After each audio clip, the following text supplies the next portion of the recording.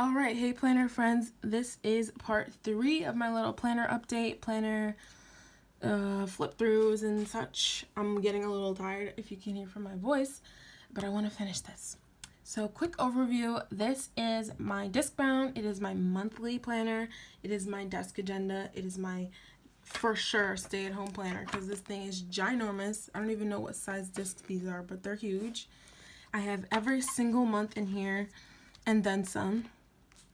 I think in my previous 3 planner system, since then I've upgraded I'm using better quality inserts, better quality dividers, less notes and more inserts. Now before I used to say that I really needed a messy place to do dirty detailed planning, I think I used to say, but I'm doing things like that more in my Stalogy now. Because it is portable, I can do it anywhere, and I just like writing in there. Whereas this can kind of be more structured in a way, but it's still acting as my monthly planner. And it is my catch-all too. My catch-all monthly planner for the most part. And it also keeps track of my goals and my projects for the entire year. So that's the plans for this. It pretty much stayed the same, I would say, of all my planners. This and my finance planner have stayed the same because they were just working and I didn't need to change them. So this is an overview of my goals. This is 20 goals for 2020. I know, this is corny. This is coming out. This is the holidays and just an overview to reference. And then I have featured dates with color coding dots. And more of those, birthdays especially. And then in this insert, I was writing good things that happen each month. And then basically each month, I have a divider, as you can see. Let me zoom out a little bit because you can't really see. Okay. So in each month, I have a divider. I have my month on 2 page. And it's very stickery because I'm doing pre-planning and memory planning. So if anything special happens, I do go back in and add it. I'm using my planner spot sticker kits, which I kind of do miss using in my personal size, but this is almost just as cute. So I'm going to keep it this way because it is my main monthly, my catch-all monthly. And then I have my January overview from the Minty Boutique to plan out my goals and divide those goals into the 4 weeks. So remember how I used to really plan monthly, weekly, daily? That kind of achieves that for me. And it's a way to pre-plan at the beginning of the month. Then I have monthly focus, notes, and I used to put videos here, but I have a new system for that. Then I have a January review. Didn't use that this month. But in February, I did. Same thing. Didn't use the sidebar as much, but same use of stickers. I used less of the kit this time because I wanted to see how I would like using a variety of stickers. I like both. Then again, February overview, divided tasks by month, and then February review. And that's it. So a really important thing with my monthly planner is these reoccurring task flags. These help me pre-plan too. So I might put the flag on in the beginning of the month, like I did here and here, and then write it in once I actually did it. So March was a little more empty, less events. So I decided to kind of make it special by marking different things inspired by Mandy Dreams, so I can go back and remember what was really going on this month. So it's like a memory keeper, and I can't wait to look back on these inserts as time goes on. Then this month I added this insert, which is going to be my social media pre-planner. I like to plan social media kind of by the month and then again by the week, which I usually do. So I figured this insert would be perfect.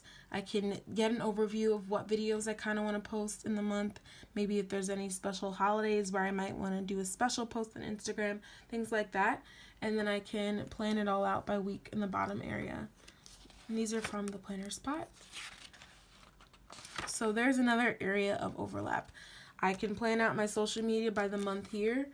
And then in here I can mark the progress or the progress of my videos. I can mark which videos I actually ended up posting and so on and so forth. Then my March overview again, same thing, goals, divided them by the week, marked my focus, some extra notes and some projects. And then I will be filling in this March review very soon. Today is March 30th. So I've been using this planning routine. You guys have seen this for a while, but I don't remember if I told you that I updated it a little bit by also adding a list of things that need to be planned out each month. This again goes along with the less I have to think about, the better and more successful I am. So if I already have a list of literally my entire planning process, my routine, and also everything that needs to get planned out, I will be set, super successful. I am thinking about just changing the aesthetic look of this and simplifying it a little bit. But for the most part, this is still very much functional for me. So again, in April, I'll be doing the same thing. Planning my month out in here, using stickers, planning social media here, planning my overview of goals, progress, and tasks here, and then reviewing at the end of the month. So same setup for each month. And that's my monthly section. All 12 months are in here, just the way I like it, which means that in other planners, I don't need to keep all of the months. And then my 2020 goals. And I have the Sesavi goals in here that are divided by mind, heart, soul, body, career, finance, lifestyle. Yeah, that's all. So it basically prompts you to make a list of goals, prioritize 3 of them, and then on the back I decided to kind of figure out like how I can implement these goals into my life. So I'm gonna talk more about that, but if you want to see how I filled it out, check out my 2020 goal planning video that I already did. And then I did kind of a goal setting insert with a specific one of my goals, and that is the MCAT. So this is a goal that's going to take me a very long time, and that's why it's staying in this planner. But if, let's say, I'm focusing on, right now I'm focusing on studying for the MCAT, so that's a section of this larger goal, and that's why that goal is staying in this planner. So there's that. I have a couple more of those. I have one for my weight loss tracking, and as I go to plan out more of my goals, my 2020 goals in detail, I'll add those inserts back in. Then I have projects.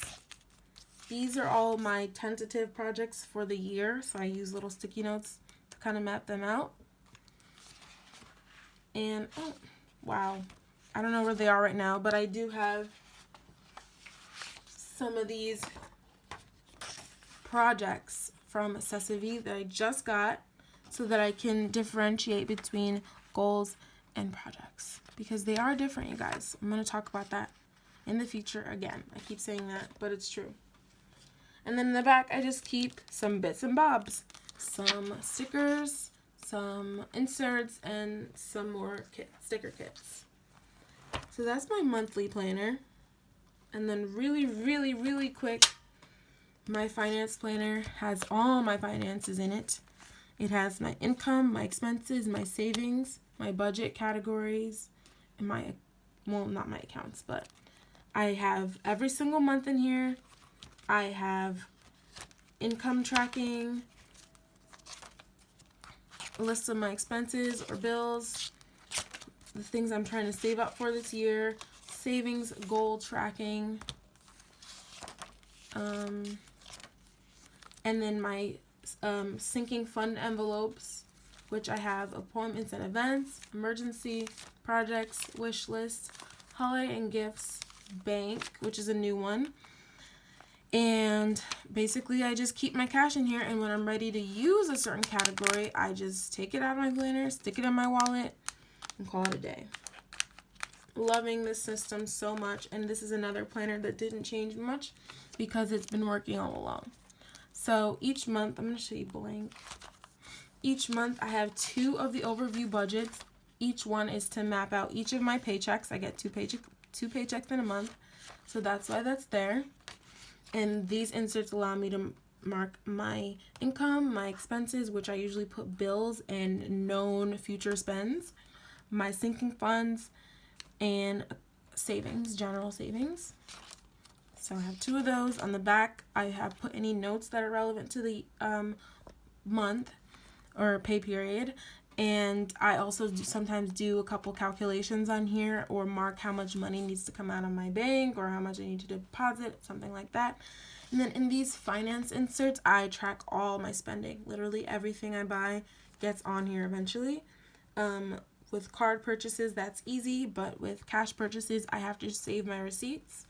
And what I do is, while we're here, I guess I better show you my cash filing system. I'm not using it right now because during this quarantine time and the COVID-19, I'm trying to use less cash, so I don't even use cash this pay period. But what I've been doing is putting the cash here at the beginning of the pay period, after I've budgeted everything, and then once I spend, I put the receipt back in the same folder that I took the money out of, so I can remember what kind of category the purchase was counted for. And that really helps me keep track of how much I've spent in each category as well. Oh, and just my 3 spending categories are dining, which is including eating out, coffee, dates, things like that. Essentials are obviously essentials. Products, groceries. Non-essentials are anything that I didn't need but really wanted and still bought for some reason.